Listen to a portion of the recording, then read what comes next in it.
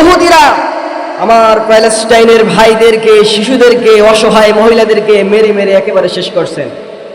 ভারতে মুসলমান মার খায়, কাশ্মীরে মুসলমান মার খায়, একটাই কারণ হচ্ছে আমরা মুসলমান ঐক্যবদ্ধ নাই। আমরা বিভিন্ন দলে, বিভিন্ন মতে পার্থক্য হয়ে গেছি, বিভিন্নভাবে ভাগ হয়ে গেছি।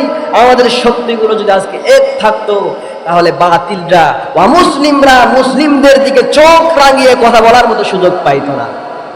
এজন্য কবি বলছেন, হরমে পাক ভি আল্লাহ ভি কুরআন ভি এক, হরমে পাক ভি আল্লাহ ভি কুরআন ভি এক, উস পরি বাথি জো মুসলমান ভি এক।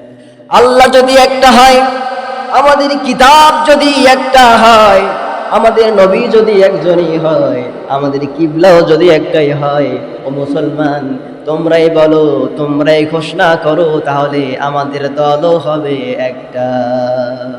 ওয়াতাসিমু বিহাবলিল্লাহি জামিআ ওয়ালা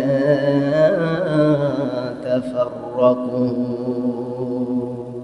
আল্লাহ পাকের ঘোষণা হলো, ওয়াতাসিমু বিহাবলিল্লাহি জামিআ, তোমরা ঐক্যবদ্ধ হও, সংঘবদ্ধ হও, দলবদ্ধ হও, সংঘবদ্ধভাবে আল্লাহর দ্বীনকে, আল্লাহর ইসলামকে, রজ্জুকে আঁকড়ে ধরো।